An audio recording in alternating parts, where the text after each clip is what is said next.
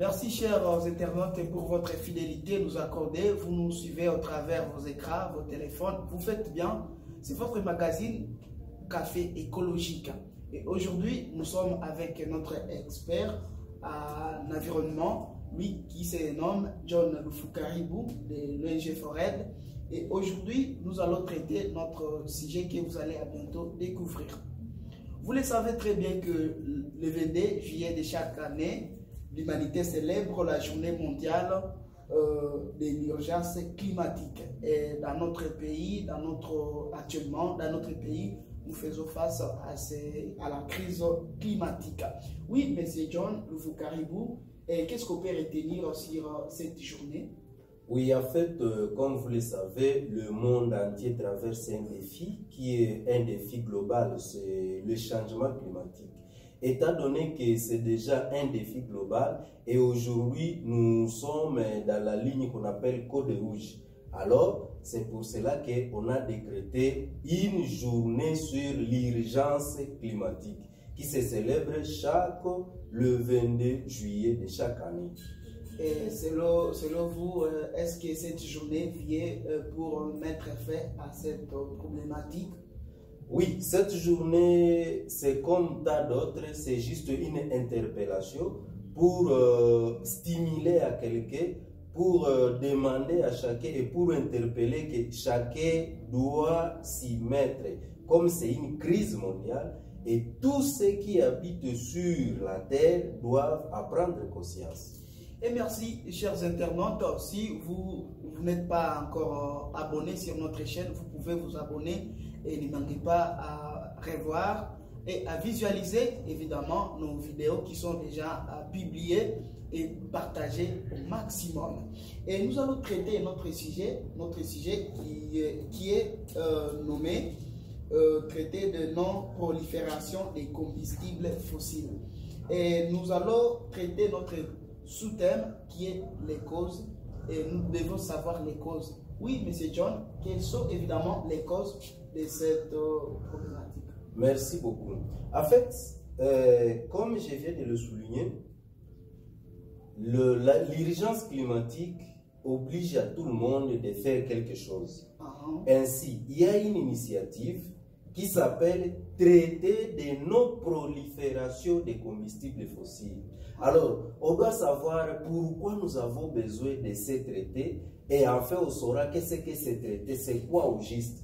Alors, pourquoi nous avons besoin de traités sur les combustibles fossiles? Puisque quand on parle de traités, c'est comme on peut parler d'un accord de Paris et autres. Alors, pourquoi sur les combustibles fossiles, on a besoin d'être traités? Voilà. Bon, dans cette introduction, vous allez comprendre que le traité de non-prolifération des combustibles fossiles, c'est juste une initiative qui vise à encourager la coopération internationale. Et quand on parle de l'international, ça ne se limite pas seulement dans une région. Et dans l'objectif d'accélérer la transition vers des énergies propres et pour tous. Oui. Et aussi de mettre fin à l'expansion du pétrole, du gaz et aussi du charbon. C'est ce que nous appelons des combustibles fossiles. Pourquoi? Parce qu'on doit mettre fin afin de réduire la production qui existe aujourd'hui conformément à ce que la science exige. Et si c'est pour faire face à cette crise climatique. Pour aussi, c'est un appel en faveur des traités qui visent à accélérer la transition juste. C'est ça, une transition qui est rapide et qui doit être financée en fait d'abandonner les combustibles fossiles pour cause principale des crises climatiques. Parce que nul n'ignore que les combustibles fossiles sont à l'origine de cette crise climatique. Et selon vous, il faut la contribution de quel groupe de personnes pour mettre fin à cette crise? Bien sûr. Alors, dès que nous allons traiter ce sujet, pourquoi nous avons besoin de ces traités, vous allez comprendre qui sont les concernés et quelles sont les catégories de personnes qui doivent accompagner ces traités. Alors, j'ai parlé dans l'introduction que nous sommes dans le code rouge de la crise pour l'humanité. On appelle ça code rouge climatique pour l'humanité. C'est quoi? Selon le dernier rapport du groupe de travail du GIEC, le changement climatique est maintenant généralisé. Et ça devient rapide, ça s'intensifie et certaines ont tendance même donc ça crée maintenant des tendances qui sont irréversibles. Alors, c'est pourquoi nous l'appelons ça code rouge, parce que la période actuelle, si rien n'est fait, nous allons vers le chaos. Ainsi donc, les conclusions que ce rapport de GIEC qui montre que les sonnettes d'alarme sont assourdissantes et les preuves sont irréfutables. Alors, nous allons aussi, parce que les scientifiques l'ont prouvé que pour atteindre les objectifs du développement durable, et plus précisément ce qui concerne les changements climatiques, on doit travailler à ce que les températures diminuent jusqu'à 1,5 degré Celsius. Maintenant, il y a un appel du secrétaire général Antonio Guterres de l'ONU qui a dit que nous devons agir de manière décisive et maintenant, afin de maintenir cette température à 1,5 degré Celsius. Et ça aussi, c'est pourquoi, c'est parmi tant de causes que nous allons illustrer ici, pourquoi nous avons besoin d'un traité sur les combustibles fossiles. Ça, c'était la première cause. D'abord, c'est parce que nous sommes dans le code rouge climatique pour l'humanité. Deuxièmement, les combustibles fossiles sont la principale cause du changement climatique. Pour maintenir l'objectif de l'accord de Paris, vous connaissez quand même l'accord de Paris? Évidemment. Oui. Alors, pour maintenir cet objectif sur les températures, sur le réchauffement qu'on doit réduire à 1,5 degré Celsius, il faudra prendre des mesures qui sont d'abord urgentes pour s'attaquer à la principale cause. Et cette cause, c'est une cause de l'urgence climatique. Voilà. Et nous connaissons cette cause, ce sont les combustibles fossiles. Alors donc, nous tenons à souligner que l'industrie des combustibles fossiles devient responsable de plus de 3/4 de toutes les émissions historiques et de dioxyde de carbone depuis la révolution industrielle. Ça, c'est la deuxième cause, parce que les combustibles fossiles sont la principale cause du changement climatique. Pourquoi nous avons besoin d'un traité sur les combustibles fossiles? Ça, c'est la deuxième cause. Troisièmement, je vais citer que l'industrie des combustibles fossiles prévoit aussi de dépasser largement l'objectif fixé par l'accord de Paris de 1,5 degré Celsius. Comment? Oui, malgré que nous connaissons que nous sommes dans l'urgence climatique, les gouvernements planifient une production qui entraînera en 2030 des émissions plus de fois supérieures à celles qui seraient compatibles avec limitation des réchauffements à 1,5 degré Celsius. Et la prévention des dérèglements climatiques est catastrophique maintenant. Voilà. Donc, on est en train de vouloir quitter, mais selon les productions et selon les intentions, le gouvernement actuel veut aller à plus de 2 fois de production. Au lieu de réduire, on est en train d'augmenter maintenant. Voilà. Maintenant, en elle seule, les émissions provenant des capacités de production qui existent aujourd'hui ne permettaient pas de rester en deçà des seuils, c'est-à-dire de 1,5 degré Celsius. Alors, pour limiter le réchauffement à moins de 1,5, le monde devra réduire la production de fossiles à 6% par an à partir de 2020 jusqu'à 2030. Et ça, vous allez le trouver dans le rapport du programme des Nations Unies sur l'environnement, qui parle sur les écarts de production. Donc, nous avons besoin de traiter parce que l'industrie des combustibles fossiles prévoit de dépasser largement l'objectif de 1,5 degré Celsius qui était fixé à Paris. Au lieu de réduire 6% chaque année, ils n'ont pas réduit, mais au contraire, ils ont tendance de continuer à doubler même la production. Quatrièmement, on doit dire qu'une transition juste, ça nécessite aussi une nouvelle forme de coopération internationale. Oui. Oui. Je m'explique comment. Parce qu'une réduction rapide, une réduction qui est juste et une réduction qui respecte la limite de 1,5 degré Celsius nécessitera une coopération internationale pour éviter la prolifération des combustibles fossiles. Alors, pour gérer les déclins de la production et pour permettre des transitions justes et équitables, voilà, nous avons besoin des traités. Et la coopération est notamment nécessaire pour permettre aux pays de réduire leur dépendance mutuelle à l'égard des combustibles fossiles et ainsi soutenir les travailleurs et les communautés afin de passer rapidement aux énergies renouvelables et aussi construire des économies pures, des économies qui sont diversifiées. Et pour ce faire, il faudra maintenant éliminer des obstacles à la transition et aussi en repassant les règles relatives à la dette, au commerce ou au financement qui freinaient la transition. Et nous avons besoin maintenant d'une transition qui laisse personne de côté. C'est pourquoi nous disons que c'est équitable. Donc ça doit être juste.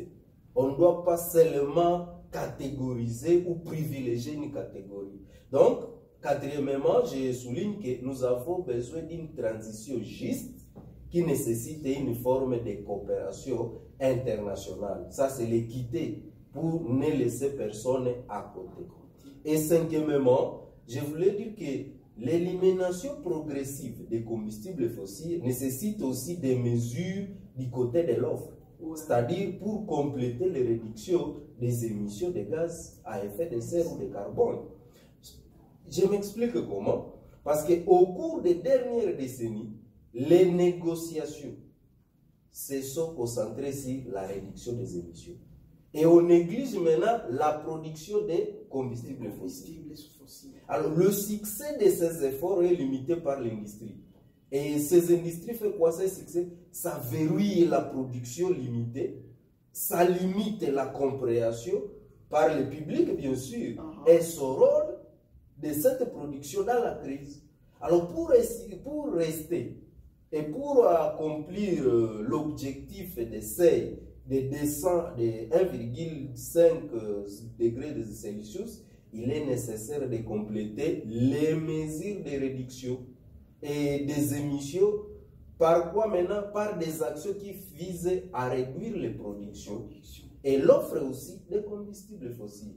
Et cela serait rentable maintenant si et seulement si on éviterait des futurs blocages qui sont dus à des réseaux techniques ou économiques ou juridiques et politiques, tout en réduisant maintenant les risques qui sont liés à retarder ce que nous avons parlé de la transition juste. Par exemple, je peux parler quelques risques de retarder la transition de combustibles fossiles. Vous pouvez illustrer avec quelques exemples. Oui, bien sûr. Par exemple, nous pouvons dire qu'on peut entraver l'inévitable transition. Comment? Il faut créer des actifs échoués et risquer des stabilités financières. Qui sont les personnes qui doivent créer ça? Ici, d'abord, nous nous adressons d'abord au gouvernement, au groupement, ainsi de suite. Même des individus, pourquoi ne pas, quand je dis gouvernement, puisqu'il a des alliés, il y a des organisations, il y a des individus et tout qu'on sort. Oui, il faut limiter, il faut aussi retarder l'expression des énergies renouvelables. Ça, c'est ce qui pourrait aussi bloquer la transition juste. Il faut limiter, retarder la diversification économique vers des secteurs plus soutenables. Donc, ce sont des notions qui peuvent, ou les causes ou les hypothèses qui peuvent bloquer la transition juste. Par exemple, il faut consolider des puissants groupements politiques pro-fossiles, c'est-à-dire qui soutiennent le combustible fossile. Et lorsqu'il devient fort, il bloque, il dirige, il dicte. Et là, ça peut maintenant, ça peut freiner. Maintenant, l'autre cause, pourquoi nous avons besoin d'être traités sur les combustibles fossiles? Il y a une autre cause plutôt. La Convention cadre des Nations Unies sur les changements climatiques et son accord de Paris ont un rôle très important à jouer. Okay. Voilà. Parce que les accords existants, notamment ce que je viens de citer, c'est-à-dire les CCNUCC, donc Convention cadre des Nations Unies sur les changements climatiques, prenons aussi l'accord de Paris, peuvent jouer un rôle clé. Comment? Les partis peuvent envisager de s'attaquer aux combustibles fossiles par le biais de faire quoi, par exemple? 1. Des mesures nationales élargies qui visent à réduire l'approvisionnement en combustibles fossiles ou la dépendance à l'égard des combustibles fossiles. Deuxièmement, on peut faire des contributions déterminées au niveau national qui sont révisées. Et aussi, on peut monter des stratégies de développement à long terme à faible émission à gaz à effet de serre. Et c'est pour le millier de siècles et pas pour 2-3 jours ou une année. Il faut aussi mettre en place des processus qui sont relatifs aux mesures de réponse et à la diversification économique. Puisque l'économie, on veut montrer que l'économie penchée sur est plus que... Mais si on diversifie ça, ça peut aussi aider. Les deux institutions, le CCNUCC et aussi l'accord de Paris, peuvent jouer un grand rôle aussi en apportant en matière de financement des technologies et des capacités pour évoluer dans le sens de nos combustibles fossiles. Et aussi, ils peuvent aussi jouer un rôle lorsqu'il faut, ils empêchent les règles de compensation qui soutiennent la poursuite de l'extraction et de l'utilisation des combustibles fossiles. Parce que vous êtes pollueur, vous devez payer. Et donc, s'il a l'argent, il peut polluer et payer. Voilà. Donc, il faut être pragmatique et pratique aussi. Et il faut aussi faire une réduction des comptes dans un cadre de transparence qui est renforcé. Et en fait, j'aimerais aussi souligner qu'il faut aussi songer sur le bilan mondial de l'accord de Paris qui parle de 2021 à 2023. Si nous nous y ingérons, vous allez voir que le CCNUCC et l'accord de Paris peut jouer un grand rôle à stopper ou à quitter progressivement la production de combustibles fossiles. Ainsi, les gouvernements doivent accélérer les décisions sur la manière dont la Convention cadre des Nations Unies sur les changements climatiques et son accord de Paris pourraient permettre maintenant à la réduction rapide des énergies fossiles ou des combustibles fossiles. Alors cependant, en raison de la nature qu'on s'assoit du mécanisme, il est maintenant difficile de limiter leur production. C'est pourquoi un traité de non-prolifération des combustibles fossiles est préconisé afin de combler les lacunes de la gouvernance mondiale et éliminer aussi progressivement, je dis bien progressivement, maintenant le charbon, le pétrole et on peut dire même le gaz. Alors, il y a quelques propositions que j'aimerais donner. Par exemple, quelques mesures. Les mesures qui peuvent être visées au niveau national à réduire la production ou la dépendance aux combustibles fossiles. Il y a la catégorie et il y a une politique d'offre qu'on propose. Par exemple, pour la catégorie des approches réglementaires, qu'est-ce qu'on propose? Premièrement, on peut limiter l'exploration, la production ou l'exportation. Par exemple, par des moratoires, des interdictions ou des quotas. Deuxièmement, on peut interdire le développement et où on peut limiter les permis pour certaines ressources et infrastructures. Par exemple, les pipelines ou les terminaux, les ports, les charbonniers et tout consort. Ou aussi l'utilisation de certaines technologies. Ça, c'est une offre. Et en fait, dans la réglementation, on peut aussi garantir une évaluation complète des émissions. Et donc, que ce soit en amont ou en aval, mais que les études d'impact sur l'environnement pour les nouveaux projets d'approvisionnement à combustibles fossiles. Ça, c'est juste des propositions. Et à ce qui concerne les instruments économiques, par exemple, il y a des offres. On peut aussi éliminer les subventions aux producteurs de combustibles fossiles. Ne plus financer, par exemple, les nouveaux projets comme les ICOP. Oui. Il faut aussi introduire des taxes ou des prélèvements sur la production ou l'exportation même des combustibles fossiles, ou même augmenter les redevances. Voilà. Ça, c'est aussi des propositions. À part ça, il y a aussi des biens et services publics. Il y a 3 offres, par exemple. Il faut aider les travailleurs et les communautés à se détourner de la production de combustibles fossiles. Puisque vous allez voir, quand il y a l'offre de Total, tout le monde sait que là, il faut bien payer. Donc, tout le monde est prêt à soutenir. Maintenant, il faut les aider à effacer de telles mentalités. Il faut aussi désinvestir les fonds d'investissement contrôlés par l'État des entreprises impliquées dans la production de combustibles fossiles.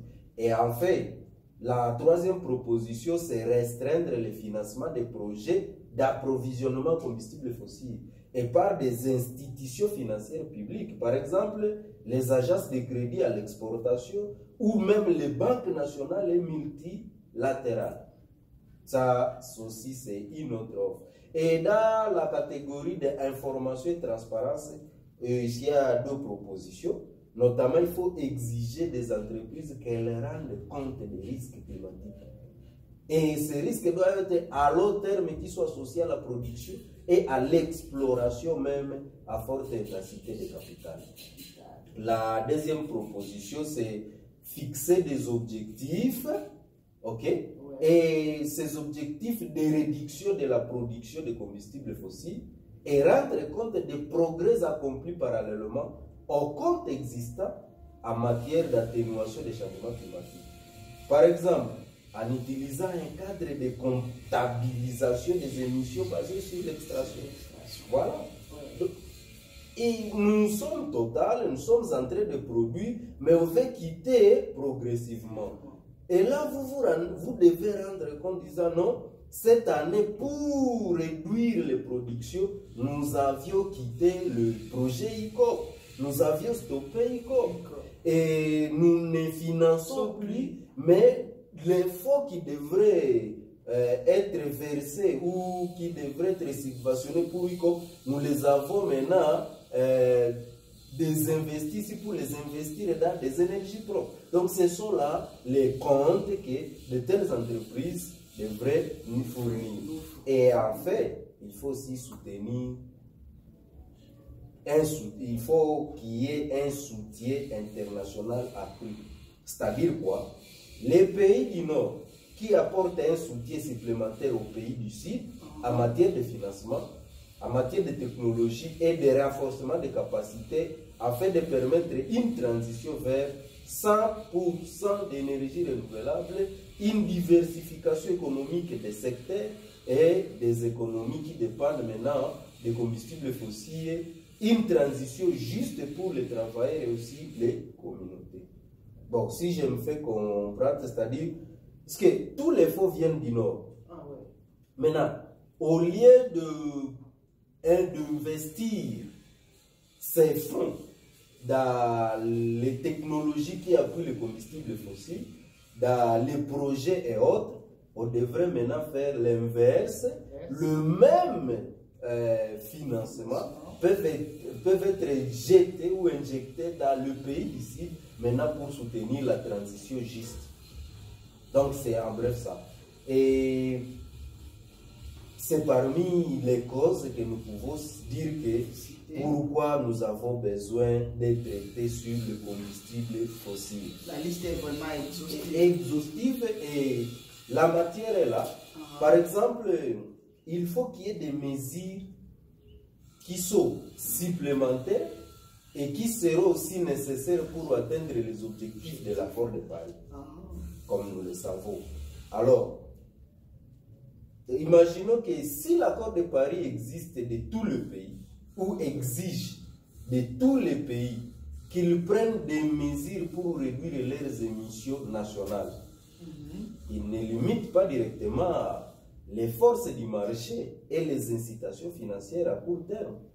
Et cela continue maintenant d'alimenter l'expansion des infrastructures mondiales si les combustibles fossiles.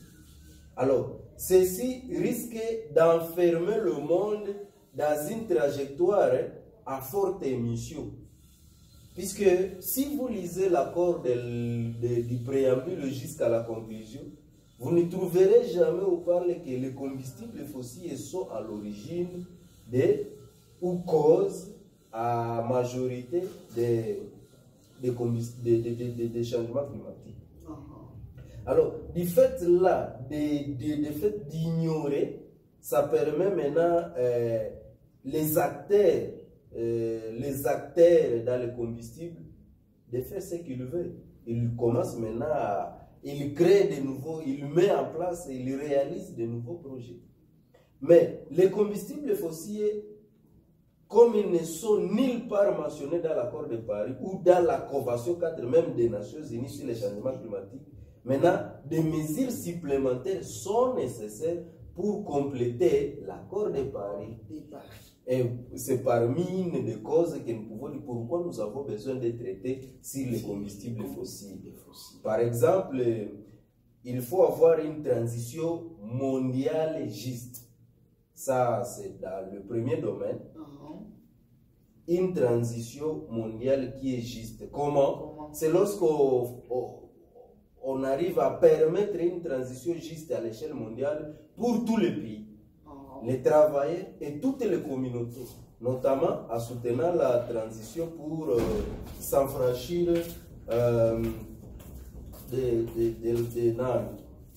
reste d'abord là, et pour s'affranchir de la dépendance aux combustibles fossiles, en élargissant aussi l'accès aux énergies renouvelables et en favorisant aussi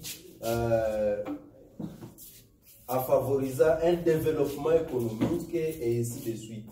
Ou on peut faire même la non-prolifération, comme j'étais en train de proposer.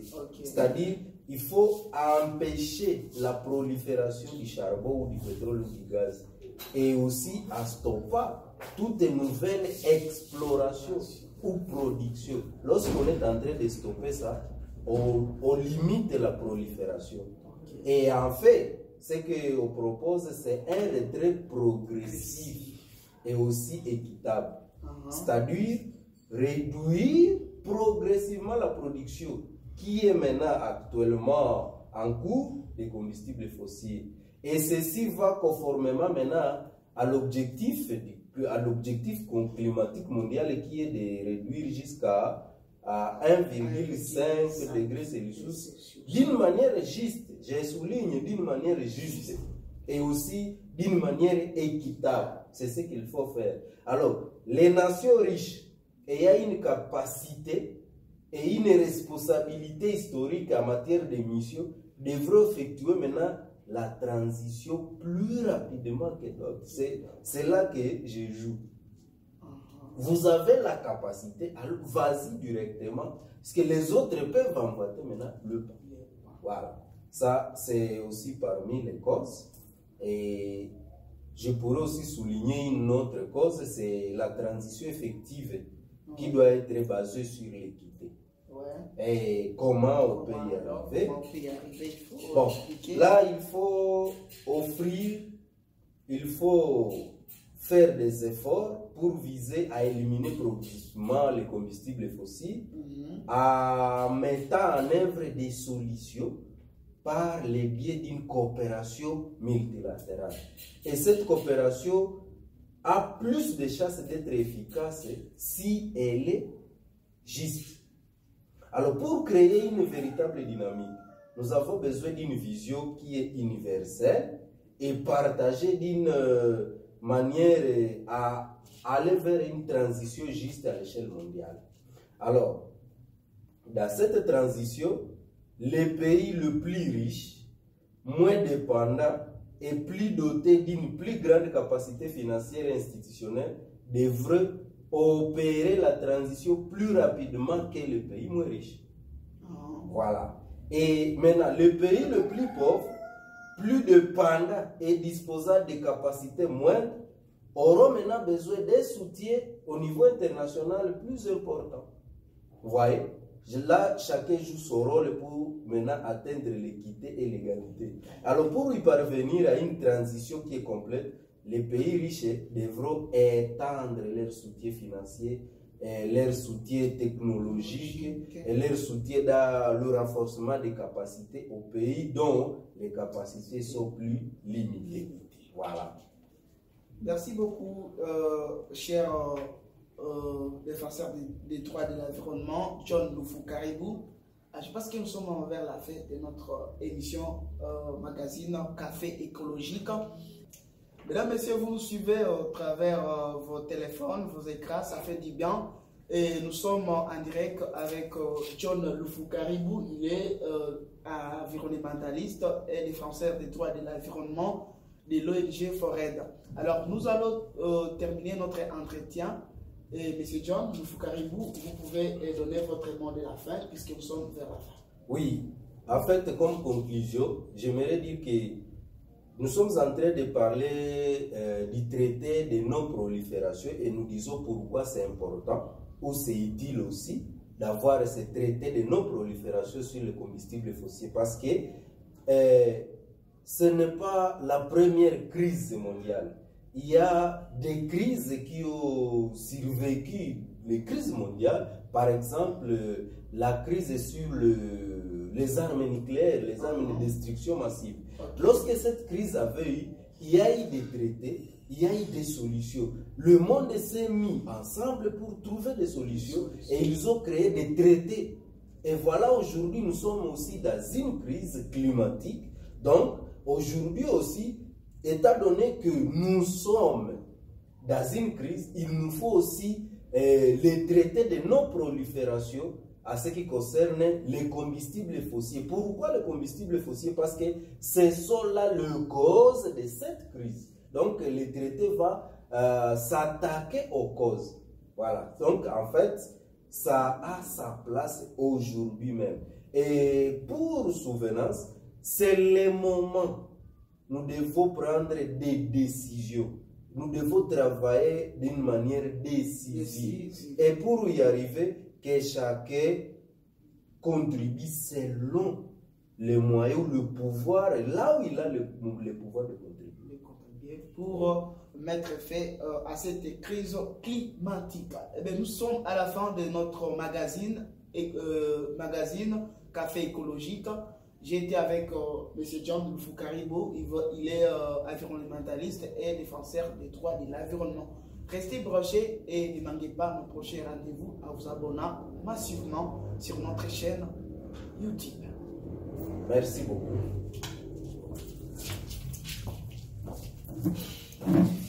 Hey.